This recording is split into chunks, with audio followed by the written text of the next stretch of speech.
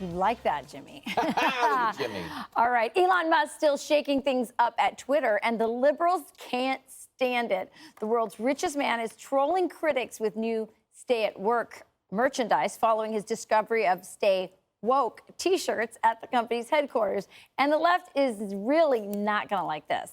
Musk may release juicy details of Twitter's internal discussions that led to the censoring of the Hunter Biden laptop report, which he says is, quote, necessary to restore public trust. So I'll start with you, Jimmy.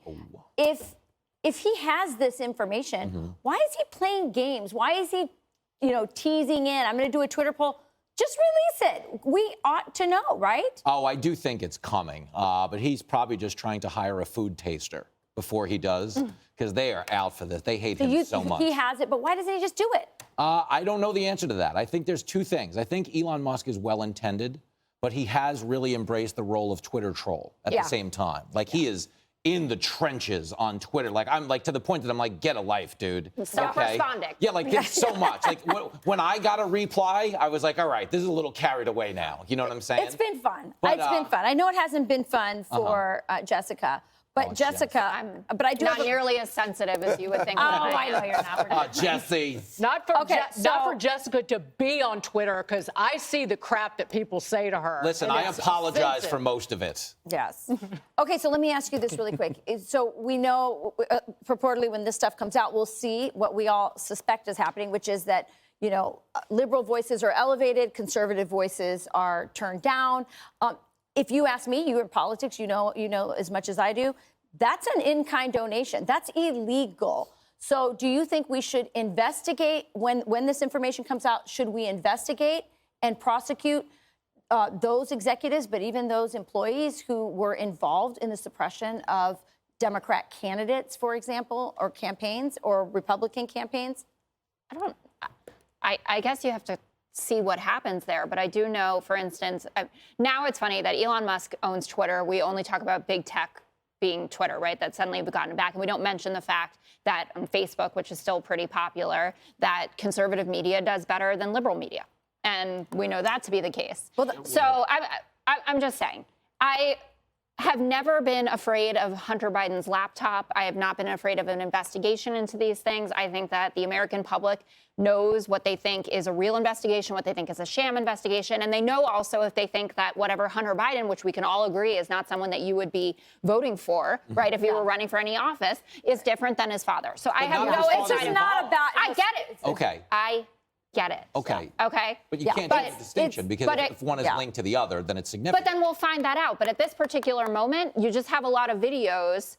Right. But we know that the suppression of the Hunter Biden laptop story affected the election of 2020. That matters. Joey, that matters, doesn't it?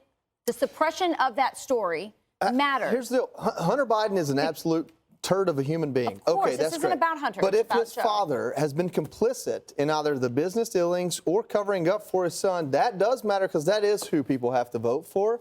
And Republicans are not wrong for wanting to investigate this, because where there's smoke, there's fire, and there's smoke everywhere. But you're talking about Elon Musk on Twitter. If a platform bans the Babylon Bee for misinformation, they're on the wrong track, and they have an agenda. And I hope he does expose it. I don't hitch myself to anybody's wagon. There is no Messiah. There was one, and that was a long time ago. I don't care if it's the President of the United States, Elon Musk, Kanye West, or anybody else that says something radical one day that I believe in, because they're going to say something tomorrow that's going to put me in a corner. So don't praise Elon Musk. Don't praise anybody. Find the principles you believe in and reward the people that consistently engage in them. And if that's what Elon Musk does now, that's great. I don't like or trust him anymore today than I did before he bought Twitter. I don't like or trust Twitter anymore today than I did before he bought it. Well, Dagan, we'll go back to the original question. If Elon Musk has this information, why doesn't he just release it? And if he does release it and it shows this sort of complicity between the federal government, Democrats, and Twitter, is that prosecutable? Because that is an in-kind donation to many campaigns. It changed to 2020. Well, the bigger issue would be, and this is wild speculation, is if there was any contact between anyone in the federal government and Twitter, and they were, well, that's a violation of the First Amendment. Yes. Period.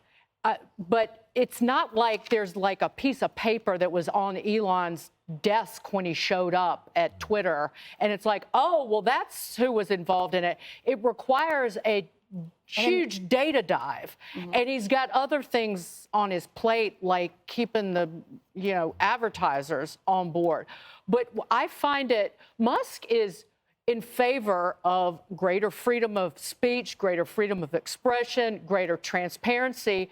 And the fact that liberal journalists like Don Lemon and that loser at the Washington Post are most triggered by this kind of tells you everything that you need to know. Yeah. It's pathetic and embarrassing, but it tells you that they see their jobs as being mouthpieces of the left and advancing the narrative, opinion, and worldview of the left-wing universe. I just love that. And I find that, and by the way, where's the outrage and hand-wringing and self-reflection over accepting an obvious lie about Hunter Biden's laptop story, about it being disinformation right before a presidential election, and then silencing actual journalists who broke the story? I just love really Where's quick. the pearl clutching? I just love that CBS has authenticated the story 2 years later. 2 years later. Isn't it amazing? They're on it. It took them 2 years to complete an investigation, but they could complete a Twitter boycott in 2 days. Yes. You know what I mean? Come on, man. Yeah, it's laughable. All right, we got to go.